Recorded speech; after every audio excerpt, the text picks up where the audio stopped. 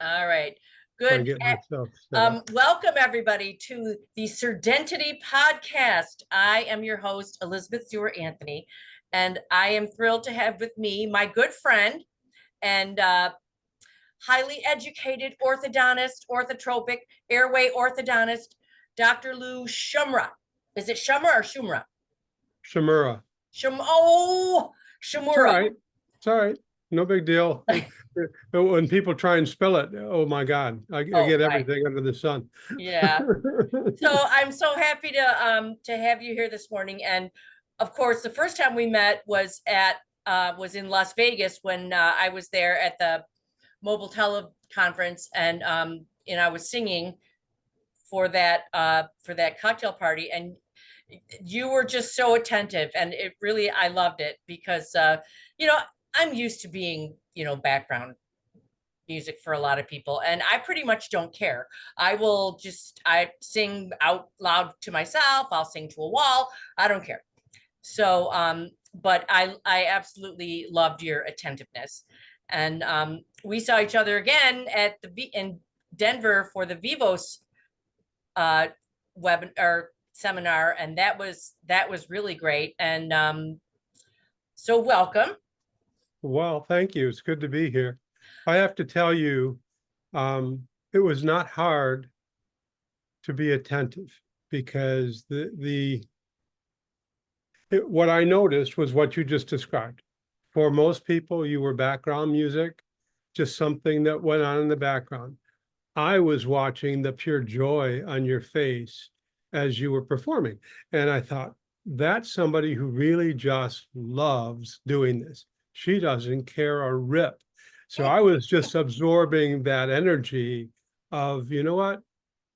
This is what I do. This is how I operate. So You know what? And that is, I have to say, that is the best version of me. When I'm singing, like all the walls come down, and that's the real me. And it's so it's win-win, right? If even one person in the crowd can connect with it, that's great. But if more than one person can connect with it, that's a bonus. music is such a great thing. I can tell you, I'll often listen and sing along in the car. I don't have the voice you have. Not, yeah, forget it. I'm nowhere near. But there are songs that are memories that Mhm. that remind you of something. There are songs that drag out emotions you never even knew were there. Mhm. There are songs that are sad and songs that are happy. And I mean, music is incredible. In fact, Beethoven's Ninth is absolutely, the chorale is my favorite. I Yes. think it's Act 3 or so, but it just culminates in this German, Yes. amazing. Oh, it just blows my mind away. I learned it in German when I was in high school. That was Wow. so impactful. I have no idea what the German means. I just was memorizing sounds so I could sing Mhm. along. And when you see the songs or see the words, it's doubly incredible. Wow. So yeah, no, I, music is great. And Music is great. I've experienced what I've come to think of as divine inspiration through a song that seemed to answer something that was going around in my head, like a problem that I was mulling, and all of a sudden a song comes on and a line from the song or the chorus, I'm like, oh, that's it. So yeah, that I'm totally irreverent. You know that, right? I mean, right. so there are great songs that I love. And like you say, lines from songs can trigger whatever. The leader of the band is a song. I can't remember who sings it. I have to Dan look at. Fogelberg. Thank you. Um, I think of my dad. He wasn't a Hmm. musician. He was an engineer, but I'm a poor excuse, Hmm. for the leader of the band. And I can't even get through it when I think of it because that guy was Wow. so impressive, and he passed down some of that ability, not ability, more the training Yeah. to me. Mm-hmm. And I'm so humble about that he would do that, and that I got to experience this guy. So That is yeah. so great. Thank you. What a blessing to see somebody be completely authentic. Wow. Yeah. And this, so in Surdentity, this is really what part of what I strive for is to bring my authentic self to my patients in such a way that I can help them with their trauma. And traumatic dental experiences occur, we talked about this yesterday, in childhood a lot of times. And but dental traumatic experiences start in that people can't breathe. So the patient has a traumatic dental experience and they come to the dental setting, defensive. They are expecting another trauma. And what happens is the patient comes in, they're defensive, and everybody's reacting to that defensiveness. And sometimes it can really go badly because that defensiveness gets interpreted as, well, this person's rude, this patient is demanding. And some people are rude and demanding, but I like to tell myself that, okay, this person is trying to manage what they perceive to be a threatening experience. And even if they are, rude and demanding, it goes better for me if I can see them in that more empathetic light. So that's really what Surdentity is about. I gotta believe, well, I know what happens when I'm stressed.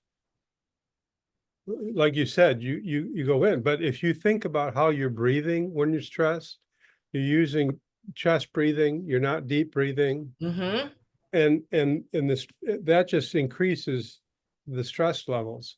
Mm-hmm. Um, I've spent really the last 10 years learning how to take myself out of that fight or flight response and bring it down. Mm-hmm. Deep breathing, belly breathing. There are some sounds that go with that Yes. will help. Now, yes, you can do it to a burbling brook, but there are in fact programs out there.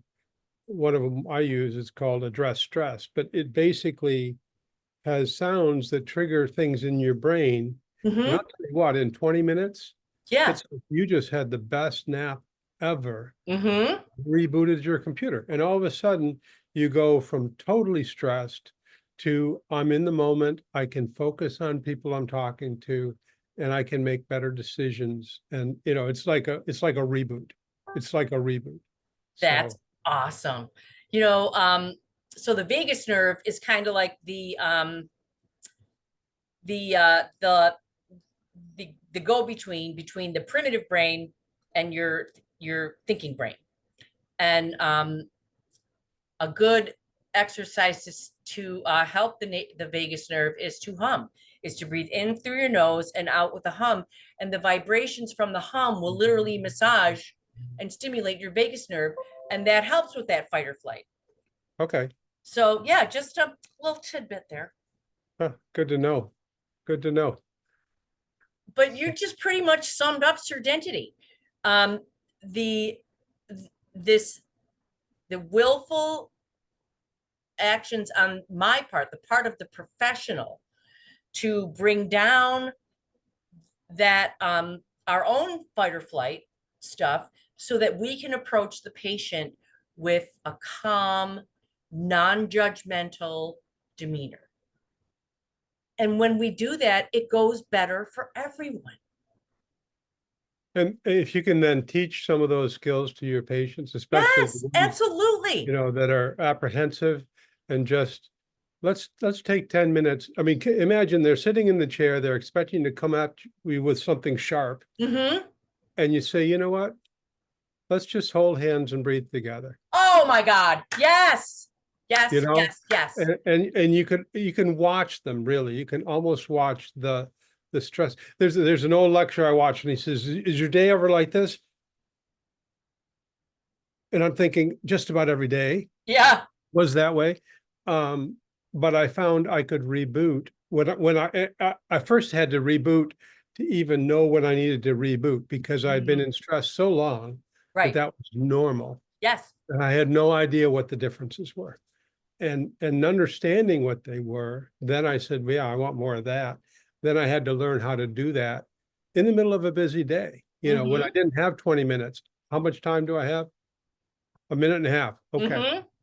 here's what I'm going to do. And I would force that on myself. You can teach patients to do that. Yes. And if you do it with them, especially if they allow you to hold hands, Yes. there's something magical about holding hands. Yes. Just that action is magical and can take people from, I'm all alone out here facing the tiger to, Mm-hmm. hey, I'm walking in the meadow with my friend. You know, Wow. Yes. And it's, it is magical, but it's also, it's science. It's biological. So,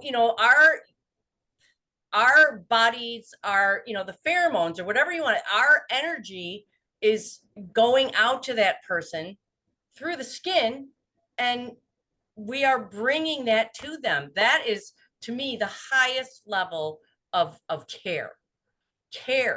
We have to care about these people, and a lot of times we think care, oh, treatment, what's the treatment? And you know well, treatment's still important, but that's not number. You can have you'll get the treatment done in 50 minutes mhm.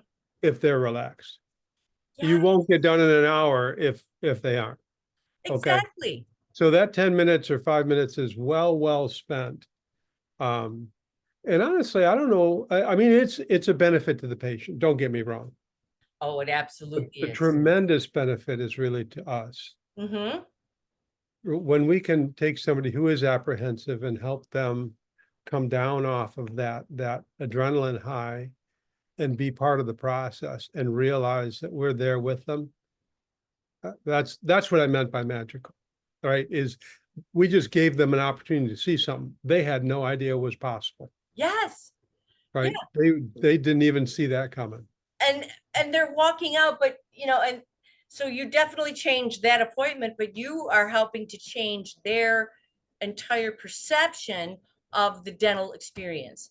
And it's the patient's perception. I call it the emotional perception of the appointment that matters to them.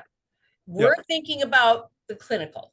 We're thinking about step one, step two, step three. They're thinking about, how do I feel about how these people are treating me? Do these people care about me?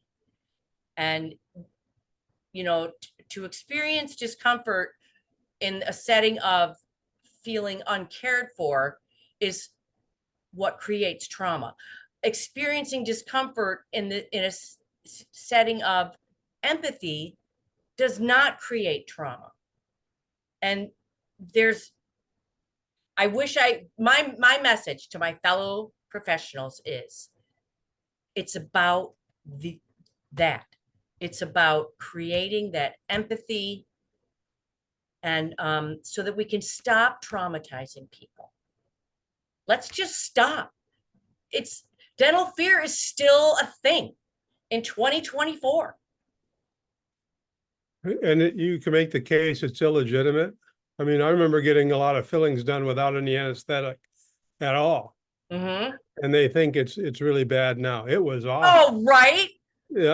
back in the day. But relative to their world experience, this is awful. And it again, Okay, it's yeah, and so doesn't have to be though.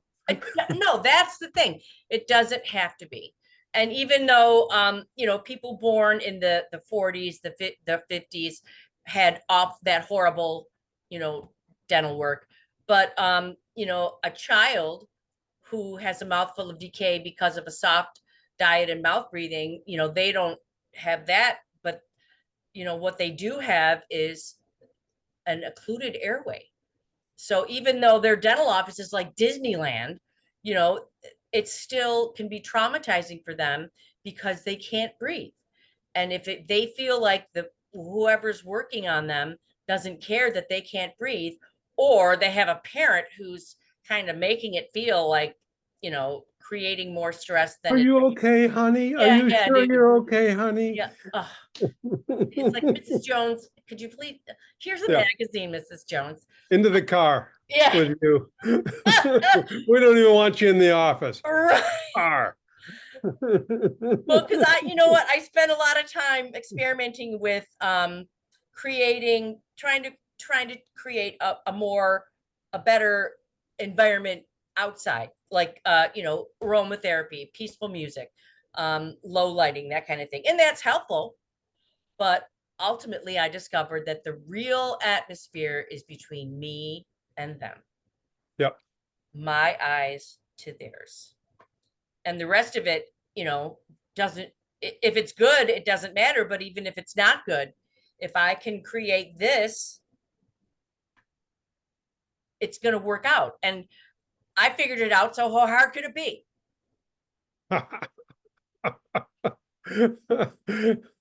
Well, then everybody must be doing it. Well, right? They all are, right? What am I even talking about? Okay. Yeah. Uh-huh. So yesterday we were talking about the diagnosis. So I'd like to hear more about that. Let me give you a bit of history first, because to put it in perspective really matters. I was a practicing orthodontist in an office for 37 years. And every one of those 37 years, with the exception of the first 3, I was a CE junkie. And I mean, I'm not talking about I took 2 classes a year. I mean, I took 300 hours of CE a year. Okay. And that I would fly all over the place, hundreds and hundreds of thousands of dollars. And what I would do, each time I'd go, something would change how I do things. Mm-hmm. I remember the first one. It was Vince Kokich, and he was talking about gingival aesthetics. It was 1990-ish, and it may not have been that late. It might have been 89. But bottom line is, I drove from DC, where I was practicing at the time, down to North Carolina, and I went to this course. And he's talking about gingival aesthetics. And I had no idea that was a thing. Mm-hmm. Okay. And part of it was we may have been taught that. Maybe I wasn't paying attention. I don't know. Probably not. But more likely we weren't in ortho school taught Mm-hmm. smile design. Mm-mm. They had too many other things to teach. But all of a sudden it opened my eye to gingival aesthetics. So now, whenever I diagnosed a patient, I would look specifically and purposefully at the gingival aesthetics. Was it high, low, high? Did the distal, were they off to the distal a little bit on the centrals and the canines? All the different things that go with that. It's very complicated when you get down to the minutiae. Mm-hmm. But I started to realize that is critically important. And then, just like, you never noticed the VW Beetles on the road, and then you got one, or you were thinking Mm-hmm. about getting one, and pretty Mm-hmm. soon you see thousands of them, right? Or whatever car it is that's your car. Mm-hmm. Once you learn it, then you can't unsee. You can't. Yes. It becomes part of your diagnosis. Mm-hmm. And so over the years, my diagnosis has gotten, I guess, arguably more complicated, certainly more comprehensive. But what that's done is it's afforded me the ability to then build treatment plans that directly address all of the stuff, the Mm-hmm. aesthetics, the bite, and not, oh, is it class 1? We're talking about, I mean, I've taken the courses all the way up to nathology to understand what that means. I don't think you can achieve that by moving teeth, right? You're going to either have to do an occlusal adjustment or restorations or whatever, but you move teeth to get them in the ballpark, and then you can adjust it. Mm-hmm. And airway. Mm-hmm. Since 2012, we've been doing, Dave Paquette and I started doing it. It was a 2-day course for orthodontists on airway. What can Mm-hmm. you do? And what can't you do? What works and what doesn't work? Because there's a lot of misinformation out there. Yes, there is. And there's a lot of extrapolation from a handful of things to every time, Mm-hmm. right? Expansion. Well, if expansion is good, then we should always expand, right? Mm-hmm. Well, there's got to be some more criteria than just expand. Mm-hmm. But there are people that's what they say. Oh, they have any symptoms at all, just expand. Mm-hmm. That's not always the solution. Mm-hmm. Right? There may be something else that you should do. Um, and so I've really focused on diagnosis, really have. Mm-hmm. And to the point where I put all those three together. And then the second point I've already pointed out is build a treatment plan around that. You think about what's happened in the world now, and especially in ortho, Mm-hmm. we've got the treatment plan before the diagnosis. The patient comes in and they want Invisalign, or they Mm-hmm. want Damon brackets, or they want, doesn't matter what they say they want. Somebody has gotten to them, Yes. okay, Yep. ahead of time, and they think they want that Yes. because they assume it's all the same. Yes. Our job is to go back and say, what's really going on? If there's an aesthetic concern, if there's a bite concern, what are all of those things?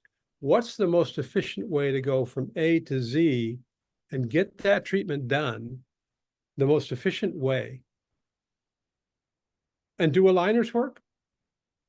Right? But that's a tool. That's not a diagnosis. Right. That's not a treatment plan. That's just a tool. And if Mm-hmm. that's your only tool, you're leaving a lot on the table, both in terms of results Mm-hmm. and in terms of finances. Okay. And that's what really frustrates me is seeing people talk about share of chair. Oh, we're going to increase our income. That's fine. That's fine. Increase your income. Start a whole bunch of Invisalign cases or whatever aligner of the day Mm-hmm. cases. Well, that's a 12-month fix Mm-hmm. to your finances. Because if you don't finish them, now you've just got a headache and you're doing refinement after refinement after refinement because you missed the diagnosis to begin with. When When if you got the diagnosis right, you'd have a treatment plan, and maybe it wasn't just aligners, you do something first, then aligners.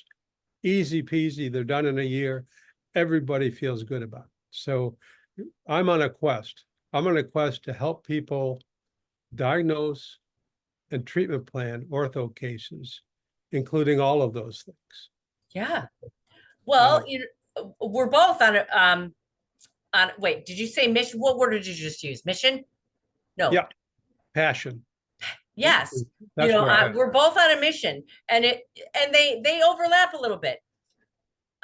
Because we both understand that if you don't address the airway issues, it's not going to go well.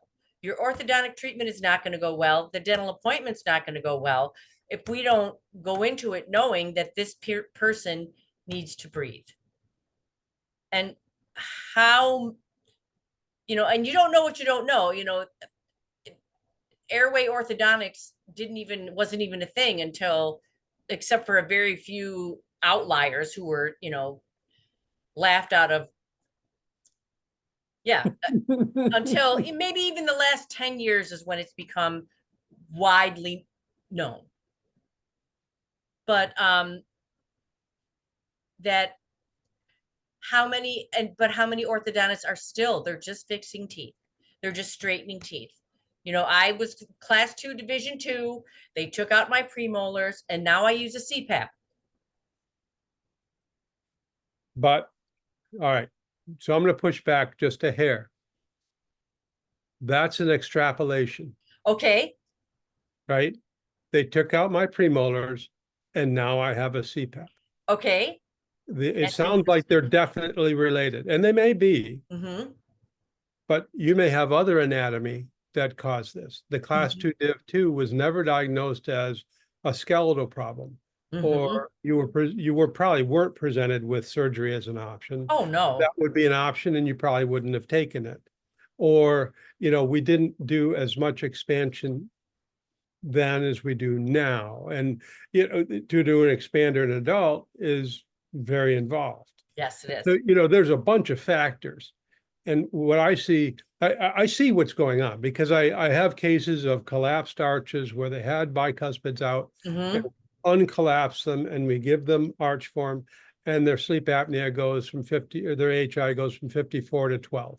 Mm-hmm. We have that over and over and over again. Sure.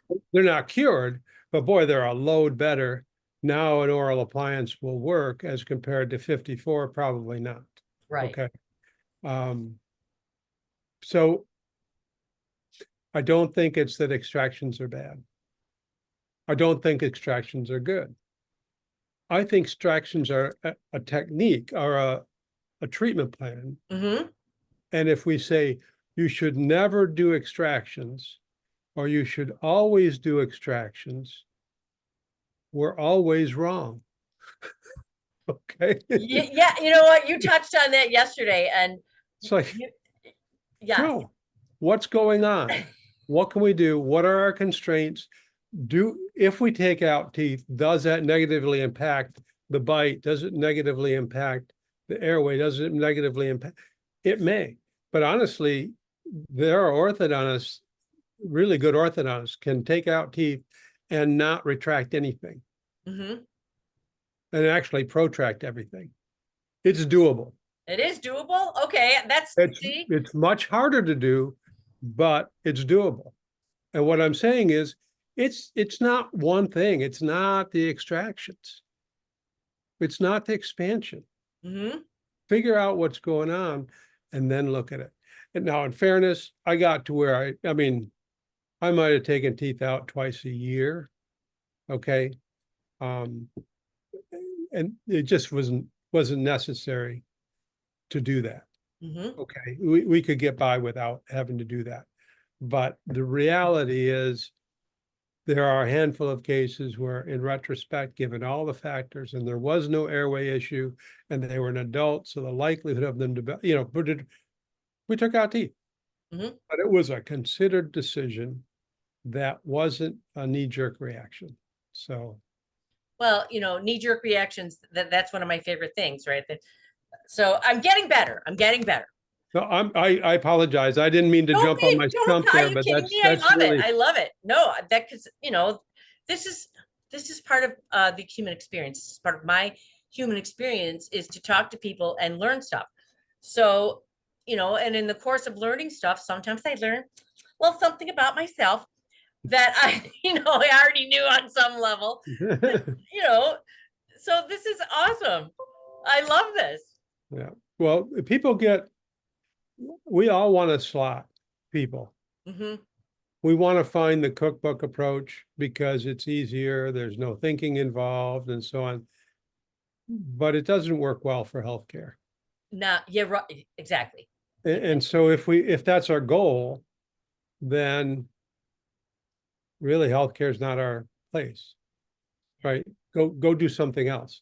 If you want to actually do healthcare, so we could dumb it down and make orthodontics all about straightening out teeth, and it does become, in fact, the 6 millimeter profession that it was described as way back in the day. Hmm. If that's all it is, we don't need a specialist. We don't even need a professional. We have algorithms that can do 90% of what we do. Hmm. Okay, we have indirect bonding, several different systems of indirect bonding where we can have the brackets, have everything built in. We can make wires, we can bend wires, with a robot. Hmm. All that technology is there now. I can do ortho in Mozambique from Florida right now if Wow. I've got a pair of hands that can deploy it. I don't think that's where we're going to win. I really don't. I think, if we don't get serious about looking at the whole thing first and then choosing a treatment plan, I think we lose all our credibility in the world. You know what? I agree, but it's I think we're both kind of swimming upstream because the stream is about, cookbooks and medications and fast fixes. You're talking about a patient comes in, I want Invisalign because they saw it on a commercial. And look at all the commercials for medications. Ask your doctor about, so patients are going to Right. their physician asking for, I need such and such. And and That's exactly right. and now you have I just read it in Dentistry IQ about basement dentistry. People who have a little bit of experience around the dental field that are offering basically dental services outside with no licensure outside of a dental setting. It's it's a little frightening, but people, you know but more patients are turning to these because they feel like it's a viable alternative and they don't know the difference. That's right. And honestly, you question, is there a difference? Sometimes. Right. Okay. Yeah, we're better trained, but if we focus on the material science at the expense of the patient, then who cares if we're better trained? Right. Right. There are a lot of really, really good clinicians who don't do that well when they own a practice. And there are some people who just kind of call it in clinically Mhm. that make a killing because their personality is such. Oh Patients my, can't yeah. discern the difference. I have had that experience. I've been on both ends of that experience. I've been a hygienist working in a practice that acquired another practice where the patients love that doctor. But you look at their x-rays, you're going, oh dear. And so they come to this practice, and the new dentist, whose personality is maybe not quite as um not as personable, and is dead focused on getting these people to get this treatment done because it needs to be done. It has not gone well. Yeah. Yeah, and but look, but geez, I took a full series. I told him everything that was wrong, and I gave him a folder with all the papers in it. What's the problem? And it's like, they don't trust you. We have IQ, but not EQ coming out of school. Yeah, yeah, It takes years of work on yourself yeah. to go. I mean, honestly, I was arguably still am, but I don't think I am as much. I was a jerk. I No find it question. very hard to believe. No, no, absolutely. Joan Garbo, I don't know if you know Joni, but Joan is an incredible human being. And in 1988, 89, I was having trouble with my team. And Joan was kind enough. I said, I need some communication tips. And I thought she would give me a book of things to do. But that's not how Joan operates. And part of why I don't operate that way. She says, yeah, let's talk. Every week we would talk. And every week she'd say, so what happened? And I tell, well, this situation happened. And what did you say? And well, I said this, it's obvious. She says, well, all right, if you worked for someone and they said that to you, how would you feel? I don't want to answer. You're right. Right. No, you shut up. You don't know Oh no, anything. no. And then I would answer it. I'd be defensive. She says, and why do you think your team feels differently? And I thought, okay, I'm operating from my brain, Yeah. not from their brain, not from their interpretation. Mm-hmm. And honestly, if I do it from my brain, it's not that good, right? They aren't going to understand because I was always the weird one. So if I do it from my brain, I'm going to be weird to most people. Mm-hmm. There's a handful that think that's cool. The rest of them are all going to say, oh my God, let me out of here. I had to learn to talk to people. I still am learning to talk to people. Mm-hmm. Okay. It's a lifelong battle. Um, see, this is the passion right here. I look at my career and I think, what a difference from 87 till now Mm-hmm. in terms of techniques, in terms of diagnosis. At that time, if you could get photos, they were never oriented properly unless you were Mm-hmm. taking the boards and then you sent it to one guy and I think he was in Washington State and he would fix them for you, right? Mm-hmm. Okay. Now you got digital photos, you can do all Mm-hmm. kinds of manipulations and make them look right. You couldn't do that then. And No. here I am. I've lived through all of this. I've lived through my mom couldn't get a credit card without a cosigner. I Mm-hmm. lived through all this and I'm thinking, this new generation has no idea what they're missing in terms of money, in terms Mm-hmm. of peace of mind, in terms of life peace. If all they did, if the only thing they did was spend enough time either by themselves in reflection, but more probably with a coach to help tease out the answers.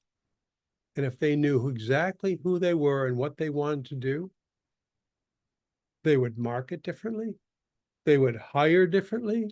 There are 3 people on their team that would be gone tomorrow and they'd work shorthanded because they'd know they are never going to be on board. Mm-hmm. Okay.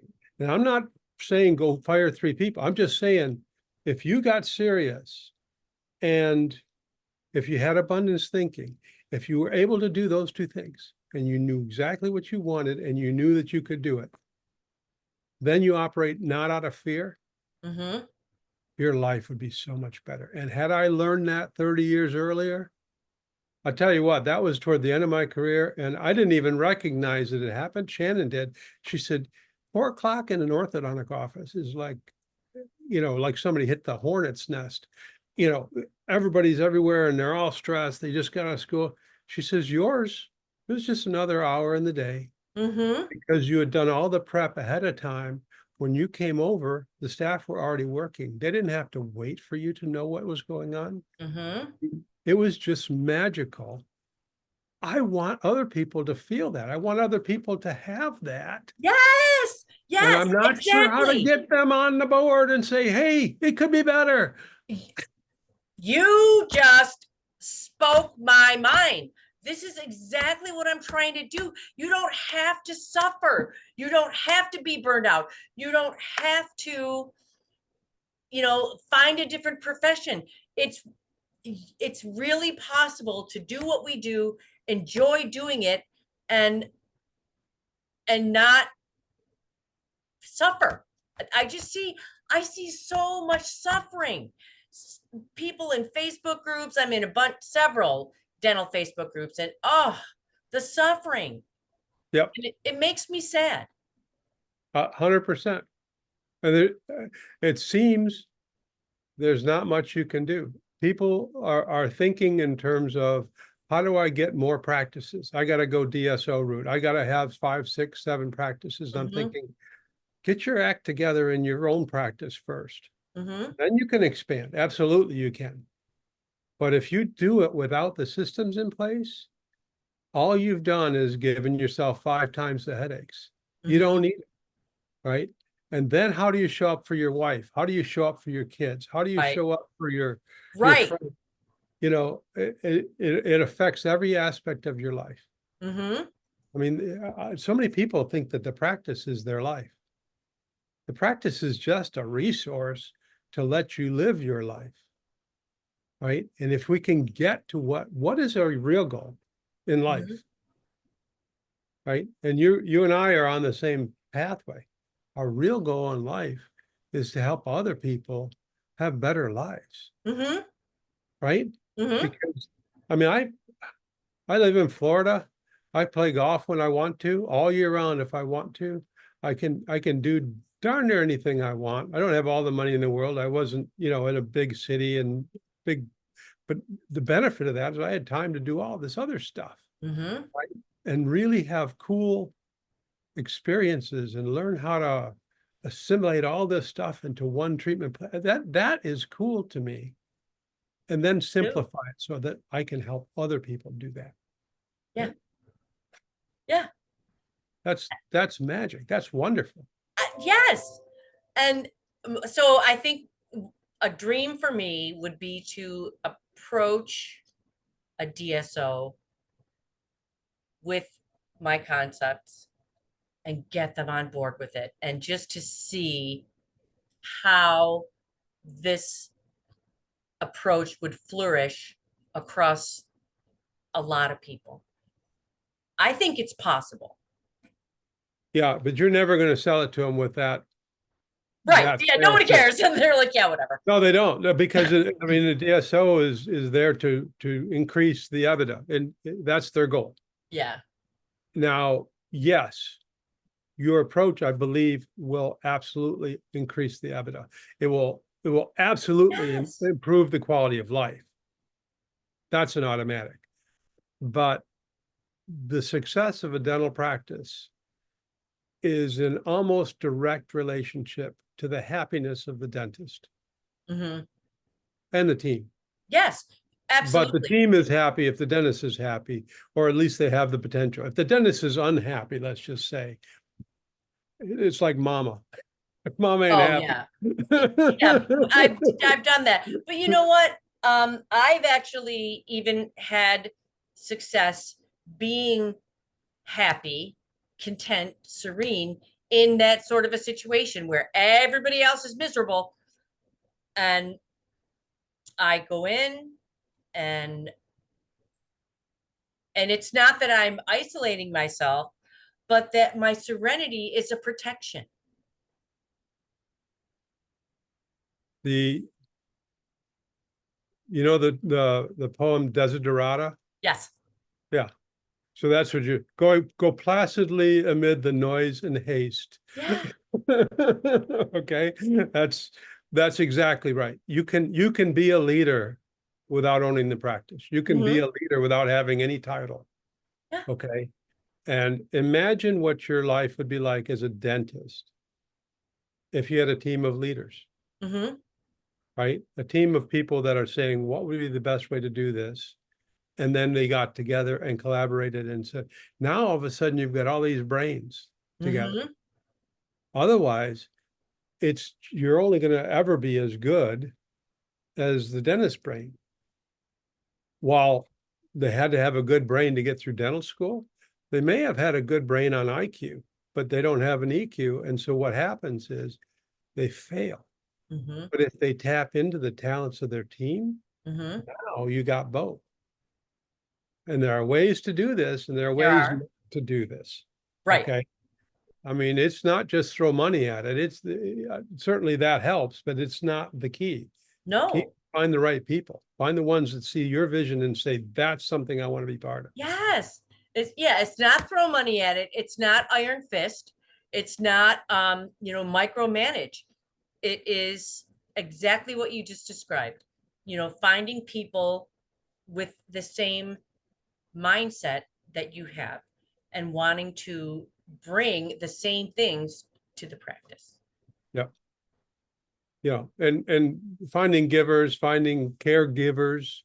I say Hmm. givers and people kind of take they take negative connotations to a lot of stuff Hmm. that I think are principles that have legs. Hmm. Unfortunate, because the reality is there are a lot of good things that have been learned along the way. Hmm. And just because it wasn't new and it's not theirs, it gets rejected. And I'm thinking, no, let's go look at that and let's see what parts of it work, or what parts really don't, and then adopt the good stuff and only reject the stuff that doesn't work. That's what we were talking about earlier. Hmm. I go and I hear Kokich and I think, oh my goodness, I got to start looking at gingival contours, Hmm. right? And not only that, I got to hear what other people are saying about gingival contours. And so every time I had a concept, I'd see 4 or 5 different people Hmm. get their take on it and say, okay, they're taking a little different tack, and I'd analyze the differences and then eventually put it all together into one. That's Yes. really when I talked about my dad, that's what he would do. Is And he would so, take you yeah, from this over here and this over here and all this and just get you right down to let's put it together into one whole. this So is what I did with Surdentity. Okay, I took um, my my experiences in recovery, my experiences in self-improvement, in therapy, my learning about emotional intelligence and all those things, and then learning about occlusion, learning about airway, learning about dental science, and yeah, and smooshed it all together, and and this is what I got. cool. And you sing. Yes, and I sing. You know what? It's so we're gonna see each other at the dental festival, and like Yep, I said, I'm gonna be competing not only as a speaker but also as a singer. So I'm pretty excited about that. It's fun. I think we went to Key West when I was 10 years old or something like that. Oh, it's And I'm amazing. older than 10 now. Yeah, yeah, it's Um, great. so Penny and I don't think Penny's ever been there. So we're gonna that's gonna be our um think of it as a graduation trip. Yeah. She'll have her last chemo a week before that, and then Oh, we'll be okay. ready to roll and we'll be coming down there and celebrating. So That's yeah, beautiful. Well, let's maybe because my husband's going to be with me, so maybe the four of us could find a way to celebrate just the four of us. I think that would be lovely. that sounds great. Yeah, that'd be wonderful. Well, So thank you. it's supposed to be beautiful down there. I'm Oh my, looking. it's amazing. Is it? It's Yeah, I yes. haven't, like I said, I haven't been but once and I was 10, so No, I was probably just, it's really great, and yeah. yeah, you're gonna love it down there. And yeah, Mike, my husband and I, we've been there several times because our place is in Key Largo. So Oh, all right. Yeah. yeah, Yeah, we're that's quite still a 4 hour drive, isn't well, it? Or right, some but it's crazy. yeah, on US one, Yeah, at 20 miles an hour. right, It's right. maddening. Just shoot me in the head first. I don't want to do But that. yeah, we're pretty familiar with the Keys and Key West, and there's a restaurant I'm thinking of right now that I think I would like to bring you guys to. So Oh, cool. yeah, thank you so much Well, thank you. for It's speaking with been me. fun. I can I put a plug in for myself or no? Absolutely, plug So away. one of the things I'm learning to be a life coach. I've got a lot of those skills down already, but I'm not as good as my life coach, let's put it that way. So learning, I'm coaching people on how to find their why, but we also are doing a diagnosis and mastermind treatment. Um, well, diagnosis and treatment planning mastermind. Mm-hmm. And the idea is that we get together with 5 or 6 people Mm-hmm. a couple times a month. They submit cases and we go through and we help them see whether this is a good aligner case Mm-hmm. or whether it's a good hybrid case or whether it's going to be a royal pain in the rear end and you should just let that go or whatever. Mm-hmm. Um, I orthodontists and dentists don't play that well together. Mm-hmm. So I likely will have one for orthodontists and I will have one for dentists. Um, talking about how do you assimilate all of these things in? And what do you Mm-hmm. do when right now your only tool is aligners?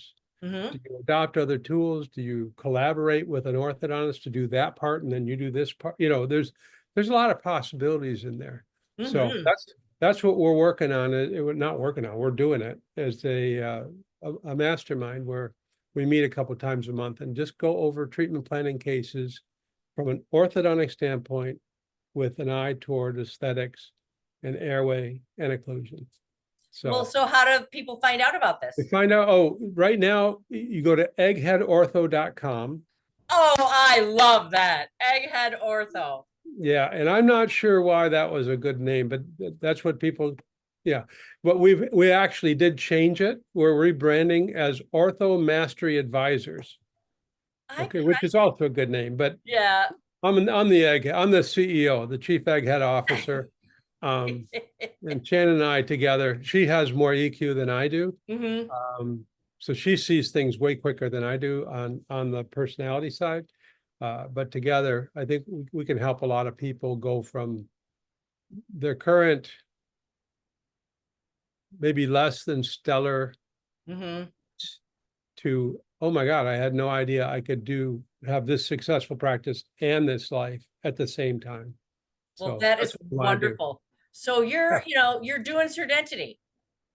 Yeah. Really are. So Am thank I? you. Yeah. It's, I'm not surprised when I met you, before you sang, I met you and I thought, yeah, this is somebody who's thinking like I do. So, yeah. Well, so thank you so much. And I will look forward to seeing you in not that long. Yeah. Won't be that long, couple months. Yep. All right. Have a Have a great great rest of your day. day. Yep. Bye-bye. Bye.